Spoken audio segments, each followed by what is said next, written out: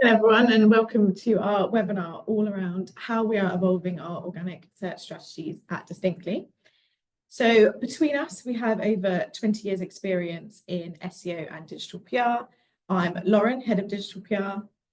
Hi guys, I'm Matt, our Organic Strategy Lead at the agency. Yes, and we're really pleased to talk to you today and give you some insights on the changing world of organic search. Okay, so yeah, what we're going to cover today, we'll go through what has been going on this year from an organic perspective, talking through how we as an agency have been adapting our processes, and then finally finishing up on what you guys should be doing, or at least considering for 2026. Time permitting, we'll go through some questions at the end of the presentation. And on that topic, you guys should have the functionality to leave questions throughout. Lauren and I should see those as they come through, and hopefully we'll be able to get through those towards the end. So what has been going on? Well, firstly, where and how people are searching has changed. So it used to be enough to simply be visible on Google and have a semi-active social presence, and that would equate to a fairly solid digital marketing strategy. But things have changed, particularly with Google. So first up, it's worth noting that Google is growing. Searches are up 20% year on year. And with AI overviews and AI mode, how people are interacting with Google has also changed. We've then got the wider Google ecosystem. So YouTube, Google Images, they're their own separate beasts that require their own separate strategies. We've got other search engines that are still really popular. Social media, Reddit's grown through the roof this last year. Podcasts are vying for our attention. And then the LLMs, which just weren't really a thing 18 months ago. So overall, search and discovery is now happening everywhere, which basically means for brands, you must be really selective and strategic with where you invest your time and energy. So as a result of this diversification, clicks from Google are much harder to come by, but this is nothing new. So ever since feature snippets were rolled out in 2018, zero-click searches have been on the rise. So last year, data showed that only 37% of Google searches led to a non-Google property, showing how much of this kind of stays inside the Google ecosystem and also what we're up against as digital marketers. But that being said, with 14 billion searches going on per day, that 37% is still very much worth the squeeze. So on the left here, we have AI overviews. I'm sure we're all aware of what they are. They're now appearing on around 60% of searches. And these are one of the main reasons that organic click-through rates are taking a bit of a hit, or have taken a bit of a hit this last 6-8 months or so. And then on the right, we have AI mode, which is something that maybe you're not as familiar with. It's basically Google's answer to ChatGPT. It's a lot more conversational. It's been in the UK for 3 or 4 months now. And uptake has been really low. The last data set I saw was around 5% of people are actually using this, which is obviously a lot lower than what Google would like. But the trending thought is that this will become the default, or a version of this, at some point soon, probably once they work out how to monetize it. The bad news from our side is that click-through rates are even lower than from AI overviews to websites. So that's a problem for us. But positively, it looks like at the minute you can still influence visibility like you can with other LLMs. And that's kind of what me and Lauren are going to be talking about over the rest of this deck, is how to ensure that you guys are as visible as possible across as many touch points as possible. So with regards to referral traffic from LLMs, this is from one client of ours, but it's fairly standard. Over the last year, we've seen clicks increasing from LLMs to our client websites before leveling off over the past quarter. However, versus organic clicks, the numbers across our whole client base are tiny, so around 1%. So that's really useful from a contextual perspective and something that we need to keep front of mind. However, it's really important to note that the aim of an LLM isn't to send people away from it. Much like Google, it wants to keep people in platform. So it's not really a fair comparison. However, it's really useful to benchmark. So whilst LLMs are sending a fraction of the traffic to websites that Google does organically, if we look at conversion data, it's quite interesting. So we've got a section of our clients here, and I've looked at organic metrics versus LLM metrics. And the take-home facts here Versus organic, LLMs are bringing in 0.8% of the traffic and 2% of the conversions, so low numbers. However, if we look at conversion rates from an LLM, it's 60% higher than from organic. And again, that's a huge difference right there, and really interesting from our perspective as SEOs and digital marketers. So our goal now really is to understand how to increase LLM referrals without losing Google visibility. Much more on that to come. On the topic of click-through rates dropping, yeah, I just thought I'd raise this from the kind of paid perspective and the continued blending of the paid results into organic. So this is something that Google rolled out last month on the right-hand side. And this whole process is nothing new. It's in Google's interest to basically get as many people to click on their sponsored results as possible. Google is an advertising company. But what they've done now is make it really, really difficult for people to see which is paid and which isn't. They have a sponsored results label at the top and the bottom, and that's kind of it. So this has been around for a month now, and I think it is sticking. Data is not really out there at present about the impact, but I know 100% that organic click-through rates will be suffering because of this. So the main takeaway here actually for you guys is just around diversification. And yeah, if you're not looking at paid as an avenue for visibility at present, that's something that should certainly be on your radars as we move into 2026. On the topic of data, it's not fantastic from a digital perspective at present. There's always been black holes in GA4 in particular, with the rise of privacy blockers, cookie pop-ups, consent banners, browser policies. And now with the rise of LLM usage, we're kind of removing people from the Google ecosystem altogether. So there's even more holes in the data from an attribution perspective. There are third-party tools which give us an idea on how visible websites are across LLMs. So that's something, but again, it's far from perfect. So while all this kind of settles, and it will settle, ROIs are quite tough to come by at present. So the answer is simple, albeit frustrating, I guess. Essentially, you just need to try and show up wherever customers are searching, and hopefully the bottom line should look after itself. So if we zoom out and take a step back, we can basically see that the organic offering as a channel is still really important, but the mix is changing. So here we've got data from 60,000 websites, and the top level is that traffic from Google since January is down 14%. So again, just kind of highlighting this growing change in searcher behavior from a macro perspective. So if you're seeing organic traffic down on your side, again, it's not just you. I've seen some websites where it's down 30% year on year, and they have done nothing wrong. It's just the impact of AIOs in particular, causing those drops. So it is happening to everyone, which moves on to the question of is SEO dying? We see this a lot as SEOs, and it has ramped up a bit this last month or so, but it's nothing new. And the reason for this in particular is the rise of GEO. So GEO is generative engine optimization, and it's essentially the process involved with trying to make websites as visible as possible across the various LLMs. If you just believe the AI gurus on LinkedIn, you would feel that GEO is the end of SEO, but that's not really the case. There are specific tactics and activities that you do need to do to help out from a GEO perspective. So I've highlighted those in orange there. That's not SEO, that is GEO.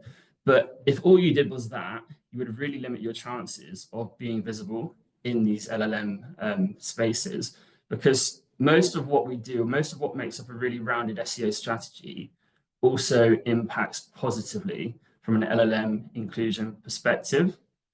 So 100% we need to be optimizing for GEO. And there's a few tactics in particular.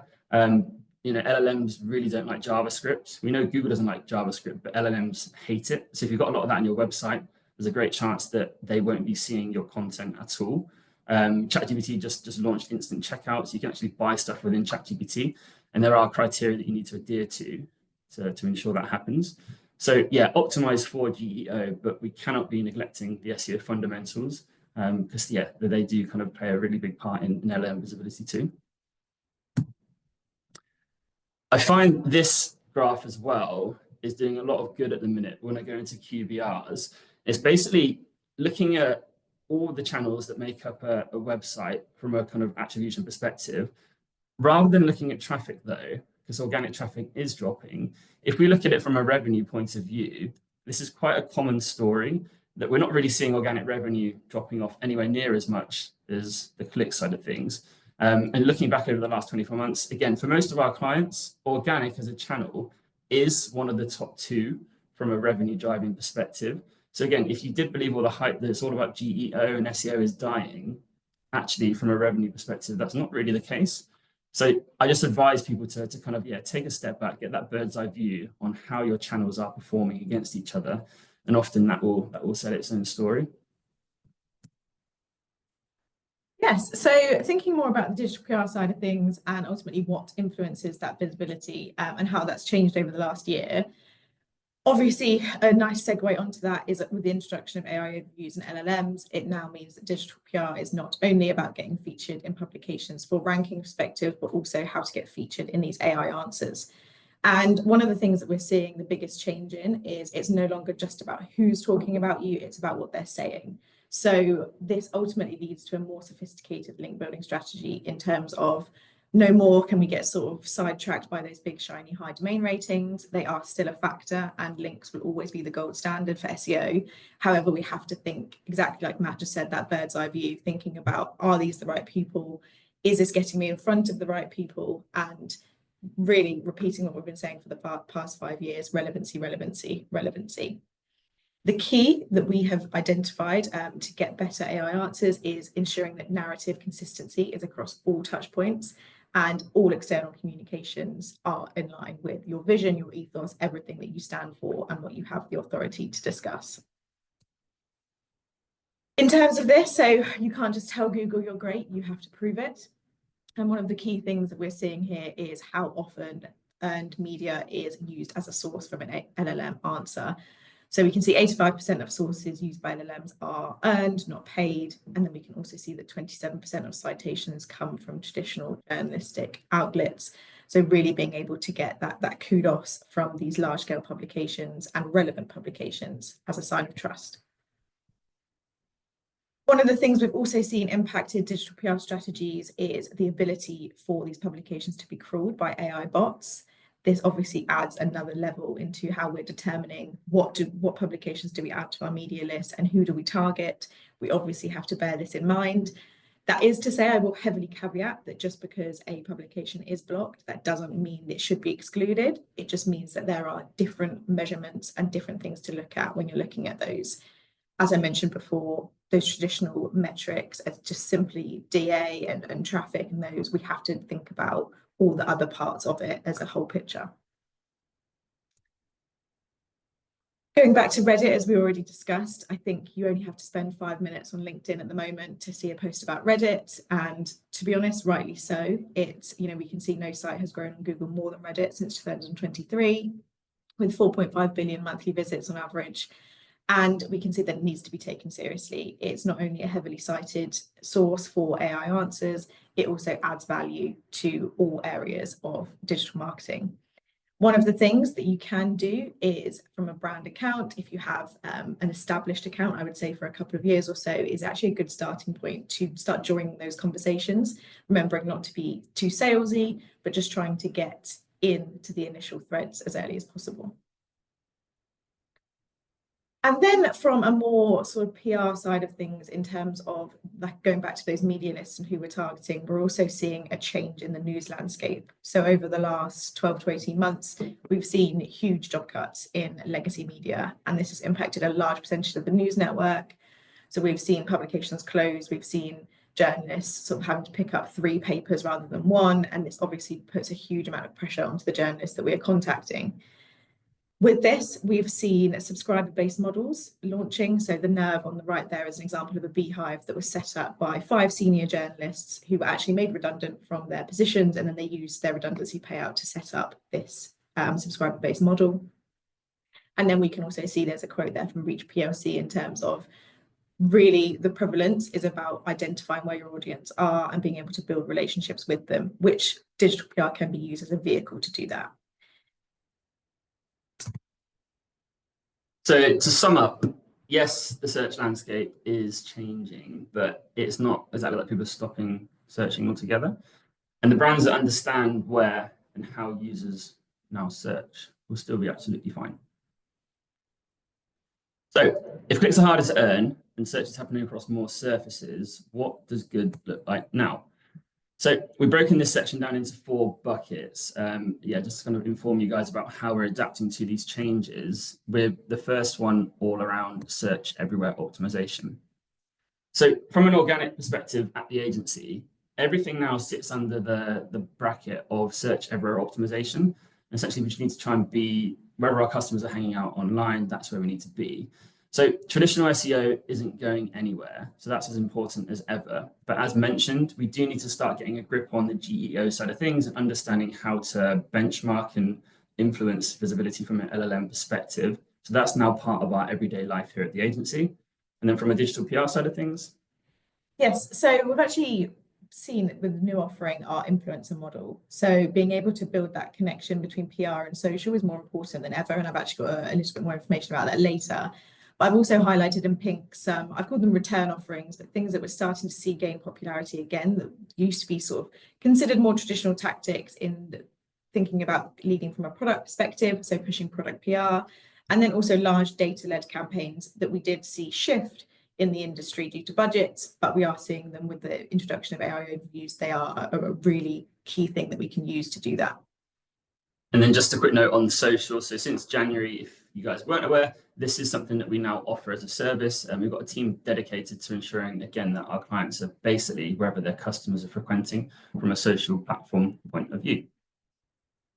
Yes, so touching on what I just said there, really, in terms of the connection between social, brand, and search, it's exactly like we've said a couple of times now, it's being at every touch point. So understanding where they are, how do we get in front of them, and thinking top of the funnel right through. So serving content in formats best suited to the audience, meeting the needs of this new diversified buyer journey, and ultimately showcasing our expertise and building that sense of trust throughout the journey.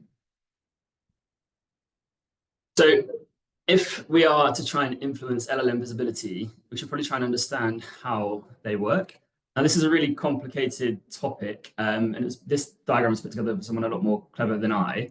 But this is how essentially we think that the latest ChatGPT model works. And I found this really interesting. So from a top level, 20 to 30% of searches trigger a web search. The rest are based on the training data that the LLM has. And then what I found really fascinating was that data is actually over a year old at the minute. So how can we influence things based on this? Well, from a short-term perspective, the kind of easy way is to just rank highly on Google and Bing, if that is easy. And then also we can understand where the LLMs are getting their information from. So can we try and leverage visibility there by basically appearing in these places, which should hopefully positively influence the LLM decision making. And then from a mid to long-term perspective, again, just ensuring that like your content is visible.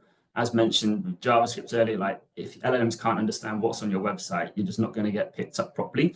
So this kind of just highlights to me that it's really important, if you're not in that training data, you do all you can do right now to ensure that when it does update, you give yourself the best opportunity to be included. Again, on kind of tracking, so we don't get anything meaningful from Google from an AIO or AI mode perspective, and LLMs give us even less. So we have to improvise. What we've got here is a look at a dashboard, and basically we're able to pull through the snippets of text that are being used in AI overviews, and then the pages people are clicking on.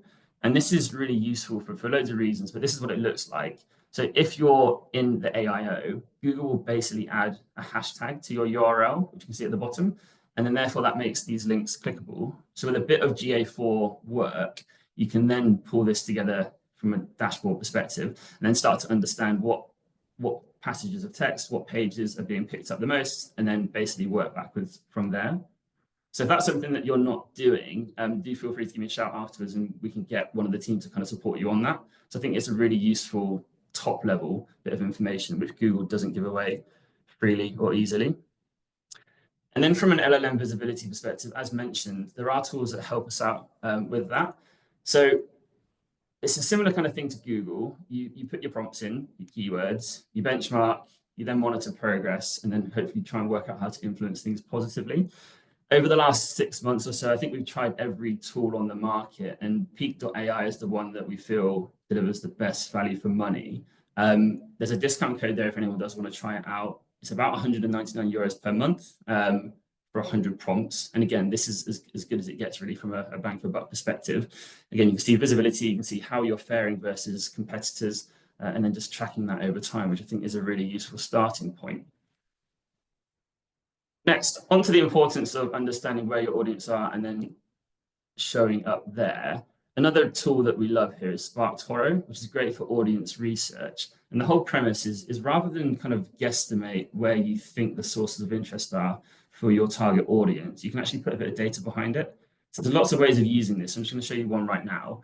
You can put in a keyword or a query that you think your audience searches for online. It will then show you the social networks where these people hang out or frequent most.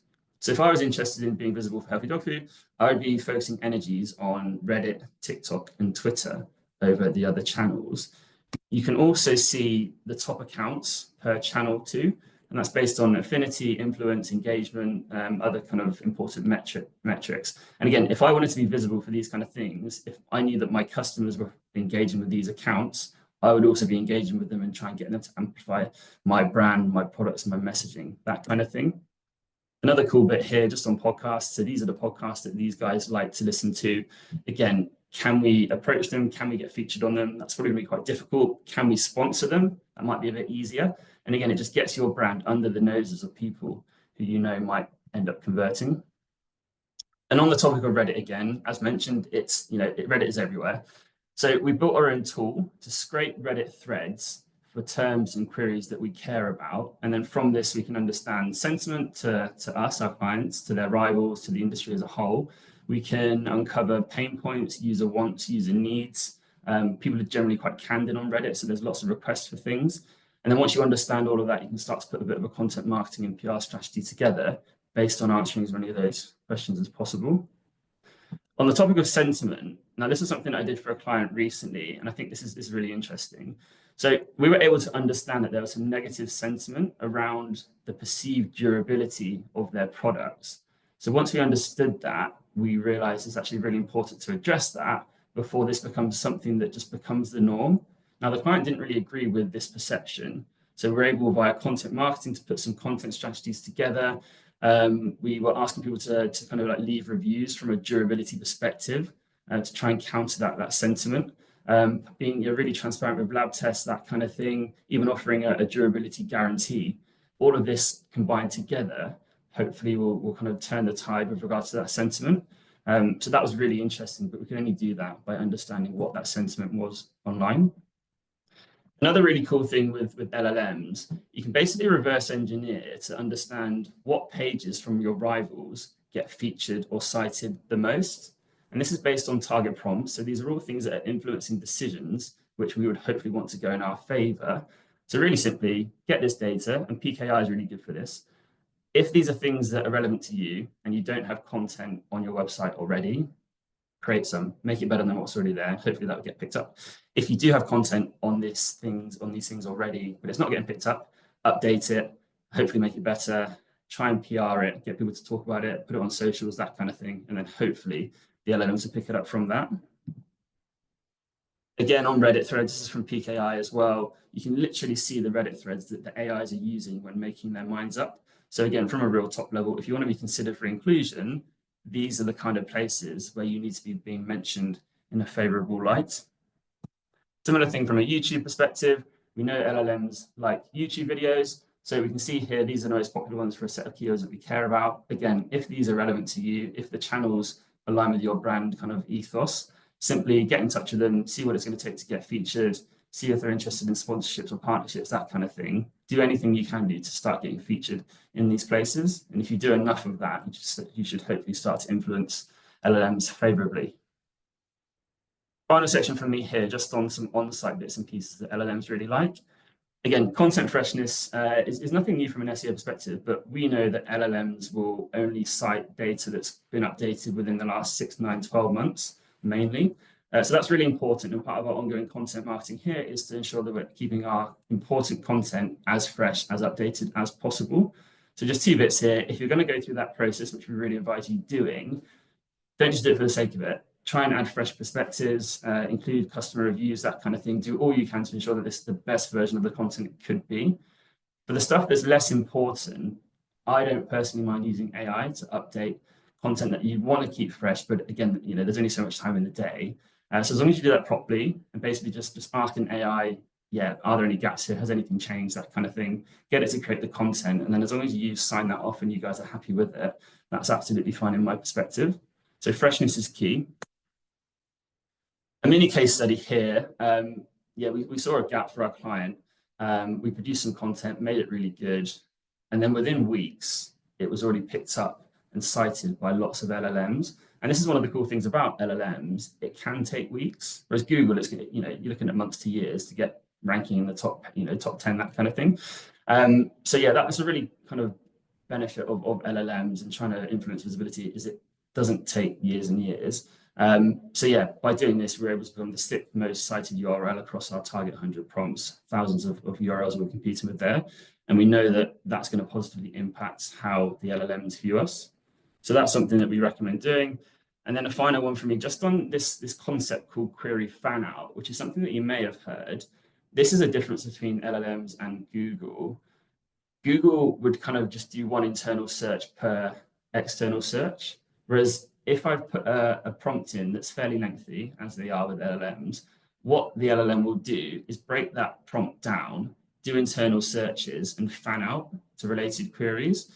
And there's a couple of Chrome extensions that give us this information. So I've linked them there. So you can basically see what the internal thought process is, which is really interesting, and then the related queries. And I've just highlighted some bits there, which I was surprised to see. So lots about beach distances, dog policy, beach policy, seasonal dog ban dates per beaches. So essentially, if I wanted to be visible for this query that I put in, I would need to be ensuring that I've got this kind of content on my website, because this is the stuff that the LLM is actually looking at internally. So that's quite a nice way, again, of just reverse engineering. So that's something that, again, that's kind of quite easy to do. And there's some extensions there. So I advise looking into that. Yes, so then when we're talking about offsite signals for the LLMs, the key thing to remember in total is just it's all about brand perception. And I know we've spoken about sentiment and also brand affinity quite a few times in this webinar already, but it's the key thing to think about, especially when you're looking at your digital PR strategy and then what you've got going out as communication. So thinking about Google reviews, thinking about your reputation, so online directories, etc., thinking about the ranks that you have and also your specialization. And you can see in the screen grab on the right there, which citations LLMs are putting through when they're serving answers. And one of the key ways is plug for Reddit again, but obviously we can see LLMs are using Reddit as a source of truth in terms of this real human feedback, which they're valuing. And while Reddit is obviously a place where there is a lot of feedback to sort of scroll through, it's also a really good place to use this as ideation for either content suggestions. So like Matt said, referring to those pain points that are coming up and being able to sort of attack them from your side and change that narrative, or PRing them and being able to almost use traditional PR tactics in terms of what are these themes that keep coming up? What is the response that we would like to push? And then that can structure some of your strategy. Ultimately, the thing is you just need to address it and actively counter these negative brand themes. One of the things on the subject of sort of reverse engineering is, I know we've spoken about Peak AI, but we've also created a proprietary tool that we can extract AOI overview text and measure that citation count using aggregated data analysis. This is really helpful. We can also use, there's different plugins that you can use for LLMs as well. But essentially what they do is they give you a full list of all the places that are cited to give that answer. Very similarly, in a traditional, let's say, digital PR strategy, when you would do a competitor analysis, a link intersect, it would give us a list of publications where your competitors are featured, where you aren't, Similarly, now we're able to get a list to show all the places you should be featured to get a chance of being served as that answer. It's a really cool feature that we've been using quite a lot, and it actually gives us a really solid starting place in terms of those building blocks at the start of a digital PR strategy. It's something really tangible that we can work towards. Ultimately, when it comes down to LLM optimization, digital PR can sort of be placed into two camps. So first being the indirect side, so using digital PR to drive website authority, working alongside those SEO tactics.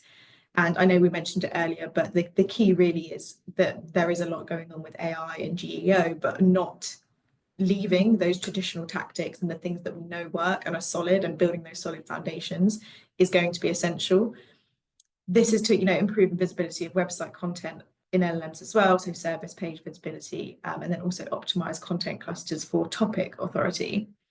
And then looking at the more direct side is that digital PR coverage that is directly targeting that visibility. So generating those conversations and joining those conversations as well, positioning you as an expert and authority in your space, in your industry, and then also promoting those stories that are optimized. And ultimately, like I mentioned on the previous slide as well, is not to abandon what we already know works and works well. And that is, remembering the principles. In this case, the thing that we have found more essential than ever is these EEAT principles, and just remembering what you have the authority to speak about, and then what are people looking to understand and learn on the other side of that.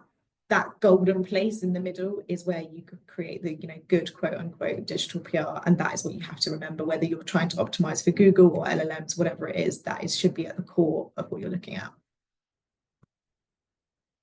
And a little touch on the journalist space. I know I mentioned earlier, obviously journalists are under a lot of pressure due to changes in the job market and various things we're seeing. We are also seeing a repeat performance of what happened with the rise of featured snippets, where publications are reporting on loss of traffic and click-throughs, which is, impressions are their main KPI that they're working towards. So we're seeing a change in the conversations that we're having with journalists, in that they are being increasingly selective and seeking these really standout stories. It really is just pushing everyone in digital PR to remember that it has to be quality always first, and remembering that you are credible, using proprietary data where possible, owning your own data, owning your own experts, backing that up with author profiles and your own media kit, so that you are on hand to any journalist questions that may be interrogating some of the information that you're sharing. And a top tip, I guess you could call it, is something that we've seen for a client of ours. And one of the ways that we're seeing to be featured in AI Answers is to be as specific as possible. So being as detailed, sharing as much relevant information. And a really quick and easy way to do that is to add a location or regional angle. It means that the content that you're pushing out naturally has much more relevance. So this is one of our clients who is a nationwide client.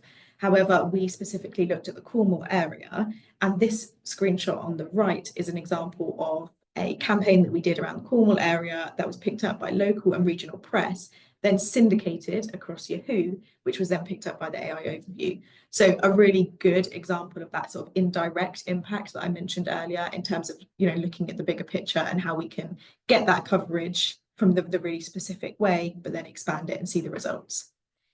We're also seeing freelance journalists as well in the UK becoming increasingly more valuable, gives us greater breadth of appeal, and going to PR at its very core, it's just remember to build those relationships and always think about the value that you're adding. So we've covered the strategies that are working for us at present, but what additional areas need consideration for 2026? Yes, so in terms of future-proofing your visibility for 2026, we've sort of bucketed into three categories here. So the first is being the shift ultimately in how people are discovering and buying, brand at its core and how that will matter more than the SEO tactics, and then keeping what works, but being smarter and being more strategic. So I touched on this earlier. Last month, ChatGPT basically offered the ability to make purchases from within the platform itself. This is only for Etsy, the Etsy website at present, but they're in comms with Shopify. So once that goes through, that's going to open access to hundreds of thousands of businesses. So the main thing here which is different essentially. So they give us criteria that they want these product feeds to adhere to, which is different in part to what you see on Google. So accurate data, pricing, reviews, availability, and just making sure that it's 100% as ChatGPT wants to see. So, and if you do that, then yeah, that gives you the ability to start selling your products within ChatGPT and not being referred to an external website. So that's a really big change from an LLM perspective right there. And then just a note again on paid, yeah, they're testing this at the minute in America. Apparently it's over here, but we've not seen it as a team, but you can advertise within AI overviews. And again, it will be at some point, I think sooner rather than later, the ability to advertise within AI mode itself. And again, just the top level here is that now more than ever, like SEO and PPC must be working together, as I don't think organic alone will protect visibility from that top level. So again, if that's not in your kind of considerations at present, that will be something I think that needs to be looked at properly next year. And then just from a kind of thought perspective, we all need to be moving away from did it drive traffic to more around did it drive influence, trust, and buying decisions. So AI is changing how people are discovering and converting. So things that we think are really important to measure going forward, even more so than now. So citations. So are people referencing your brand externally? That's incredibly important. Brand recall, demand, awareness, whatever you want to call it. Are people searching for you and then coming back to you after visiting your website in the first place? Engagement, shareability. Is your content able to be surfaced across more than one surface? So that's really important from an amplification perspective in particular. And then finally, just from a conversion side of things, like understanding the influence, are we able to share the role that organic is having from a revenue perspective, even if the last click are no longer coming from Google? So that's some of the key metrics right there that we think would be really important going into 2026. Yes, and reviews is going to be huge for 2026, basically just earning that better sentiment and trust. So thinking about how we can also shift that sentiment. So not only do you need to sort of get the lay of the land in terms of, what are people saying about your brand? What are the recurring themes, which you can do through, various scrapes that you can do. Using your insights to, reshape that narrative. I mentioned that earlier in terms of, identify the key themes. Are there pain points that you can address directly?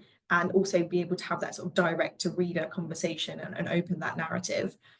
Thinking about what content is feeding LLMs and the credibility signals, using digital PR as well. So thinking about that, that really strategic approach in terms of picking the right places, making sure the right things are being said about who you are and what you do. So that can be, research reports, expert articles, and collaborations. And then finally, encouraging customers to leave keyword-rich reviews as well is a really key way. Ultimately, our mindset for 2026 is treat reviews as a strategic brand asset, not just a hygiene task. And yes, this is one of the ways that I've sort of just mentioned here in terms of the, these data-led campaigns that we're seeing on the rise yet again. And one of the ways that I think they're being the most successful in my experience is just owning the data and owning that story. So whether it's just a one-off campaign that you're doing, as long as you're working with proprietary data and you're adding value to the conversation, using your expertise, almost viewing it as a bit of a research paper, that we're seeing really good citations and really good trust flow from these. One of the things that you can also think about is if it's something that could be repeated. So like Matt mentioned with this brand recall, is there something that you can create that becomes synonymous with your brand? So maybe an annual report, a quarterly survey, something that people can look for and they know that you're going to be producing this and you become the resource for that. These are really good assets to create passive link building as well, something that just keeps rolling year on year. Ultimately, in terms of why it matters, is original insight earns that trust and those links and citations, which is the currency of both Google and LLMs. Just a quick top level one here around the role that AI is playing from an efficiency perspective. So something that we've done over the last year is for any tasks that were remotely repetitive from an SEO perspective, can we use AI to help us automate them? And the answer is yes for many. So from a team point of view, we are 30% more efficient now across these kind of core SEO tasks just by adopting this approach and kind of utilizing AI from a tool and script point of view.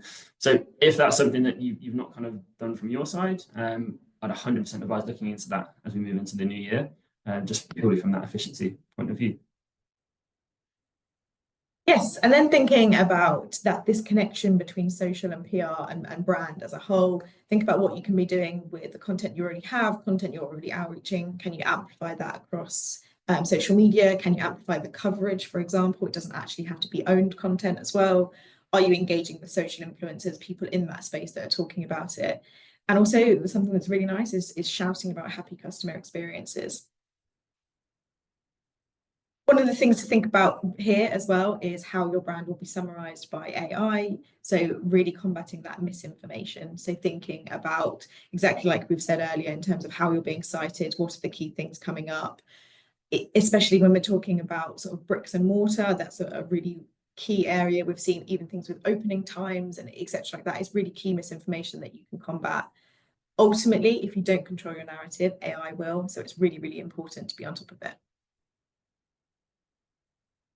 Cool. So that wraps up what we think you need to be considering for 2026. And if you only take 5 things away from this webinar, we think they should be that SEO remains a core growth channel. So even though clicks are dropping, it's still where most searches start. Attribution is changing, yes. So we need to kind of move more around influencing without clicks and just bearing that in mind and not mistaking the fact that the clicks are dropping doesn't mean performance and impact is any worse off. LLMs, as mentioned, are now part of the decision-making process. So that has to be something where we try and improve visibility for our websites. But ultimately, yeah, the fundamentals still matter. So what has always worked for Google? So being a powerful brand, having authority, having weight, putting out great content, that still works for Google as it also does with LLMs. So just kind of like bearing that in mind at all times. And if we think search everywhere and don't just limit ourselves to one particular platform, we know that we're going to be doing all we can do to ensure that we remain as visible as possible across the areas where our customers and clients hang out. So if you focus on being discoverable, trusted, and chosen across every surface, you will win in 2026 and beyond. So that wraps up the session. Thank you all for joining us this morning. We've got a few minutes left if there are any questions to go through. If we've got some here, Lauren. Yes, I think I can pick these up. So the first question is it worth sharing coverage that we land for our clients on relevant Reddit threads? Can this get picked up by LLMs? So the answer to the first question is yes, you can. One thing I would say about engaging with Reddit threads, particularly when you're sharing links, is to be very, very careful.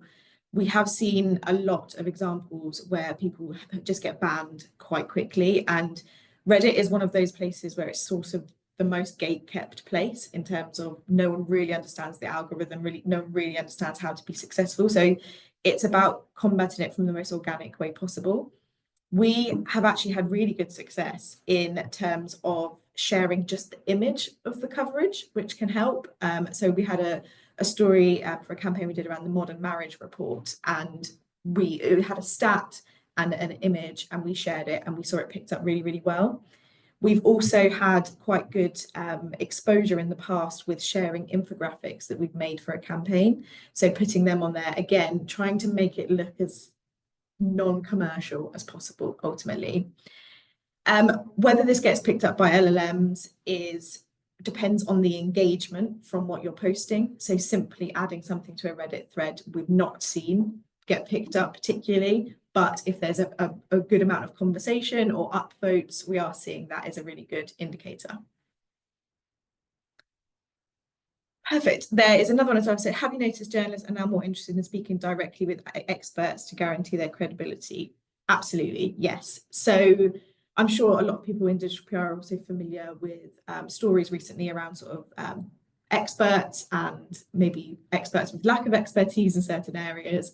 So we are seeing a direct response to that in terms of the conversations that we're having with journalists. We actually, as of a couple of weeks ago, popped out a press release using an expert that we've used for maybe 3 or 4 years. And for the first time, they asked for the expert's phone number to be able to get in contact. They sort of quizzed us on their accreditation, the books that they'd written, and all this extra information. One of the things I really recommend for this is to create a media kit for all the experts that you're using. So have a thumbnail image, have their library of anything that they've written, any third-party sources that show their accreditation. So if you're in the medical space, vet space, lawyers is really good. Chambers and partners, being able to link to them is a really good resource. Having all of that to hand, and also in an ideal world, having an expert that would be okay with jumping on the phone or sending an email is really, really helpful, as we have seen that.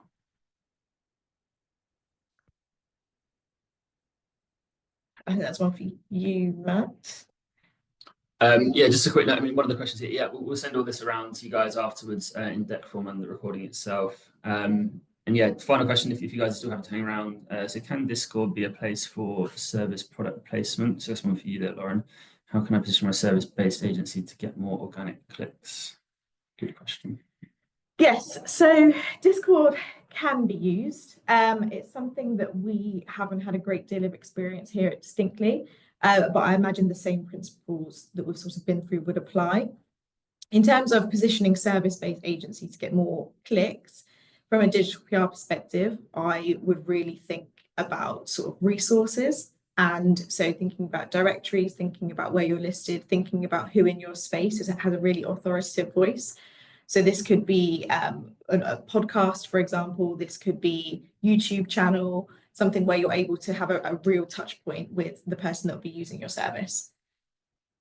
Yeah, so I think from my side there, like it is really difficult to rank highly on Google. So depending on where you currently are from that perspective, either focus on Google, or if you're not really in the conversation, as discussed, there are quite a few different tips and techniques around being visible across LLMs that aren't as kind of labor intensive. And as Lauren said, yeah, just understanding where your customers hang out, I guess, and working back from there is what I would say. Yeah. Perfect. So just aware of time, so we'll be wrapping up. The last thing from us is that we do have another webinar on the 19th of November. So this is going to be about building a human-centric content strategy in the AI search era. So that's with our content strategy manager, Jess, and head of SEO, Charlotte. We really hope to see you all there. We'll be posting about that on our LinkedIn. And then we will also be sending the recording around. So it's been lovely speaking to you all. Thank you all for your time. Thanks, guys.